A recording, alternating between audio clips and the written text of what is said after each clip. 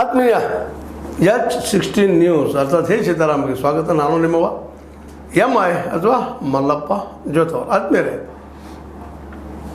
ದೇಶ ಜಗದ ಮೂರನೇ ಶ್ರೀಮಂತ ದೇಶ ಹೊರಗಡೆ ಹೊರಟದು ಅಂಥೇಳಿ ನಮ್ಮ BJP ಜೊತೆಗಾರರು ಹೇಳ್ತಾ ಇರ್ತಾರೆ.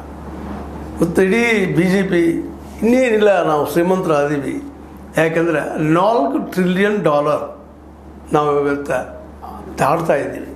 ಇನ್ನೇನು ಬಹಳ ಇಲ್ಲ, 5 ಟ್ರಿಲಿಯನ್ ಆಗುವಂಥದ್ದು. ನಾವು ನಿಶ್ಚಿತವಾಗಿಯೂ ಶ್ರೀಮಂತರಾಗಿದ್ದೀವಿ ಅನ್ನುವಂಥ ಮಾತನ್ನು ಪ್ರತಿಯೊಬ್ಬ BJPಗ ಜೊತೆಗೆ ನಮ್ಮ ಪ್ರಧಾನಿ ಮೋದಿ ಅವರು ಹೇಳ್ತಾನೆ ಇದ್ದಾರೆ.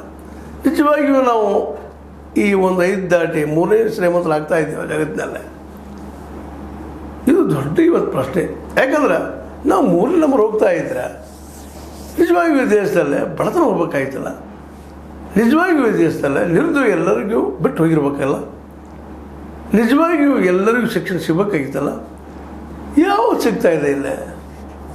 ಮತ್ತು ಮಾರ್ಕೆಟ್ ಅಂತ ಇವತ್ತು ಹೇಳ್ತಿರೋದು ತುಟ್ಟಿ ತುಟ್ಟಿ ತುಟ್ಟಿ ಎದ್ದ ತಕ್ಷಣ ಪ್ರತಿಯೊಂದು ಕುಟುಂಬ ಇವತ್ತಿನ ದಿನ ಹೆಂಗೆ ಕಳಿಬೇಕಪ್ಪ ನಾವು ಅನ್ನೋ ಸಂದಿಗ್ಧ ಸ್ಥಿತಿಯಲ್ಲಿದ್ದಾರೆ.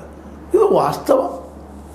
ಅಷ್ಟೇ ಯಾಕ್ರಿ, ಇವತ್ತು ನಮ್ಮ ಮೀಡಿಯಾ ಇದನ್ನೆಲ್ಲ ಹೊರಗಾಗಿ ಸಾಧ್ಯ ಇತ್ತು, ಆಗಲಿಲ್ಲ. ಜೊತೆಗೆ ಸರ್ಕಾರ ನಿಜವನ್ನು ಹೇಳ್ಬೇಕಾಗಿತ್ತು, ಹೇಳ್ತಾ ಇಲ್ಲ, ಅಥವಾ ಮುಚ್ಚಿಡ್ತಾ ಇದ್ರು ಗೊತ್ತಿಲ್ಲ.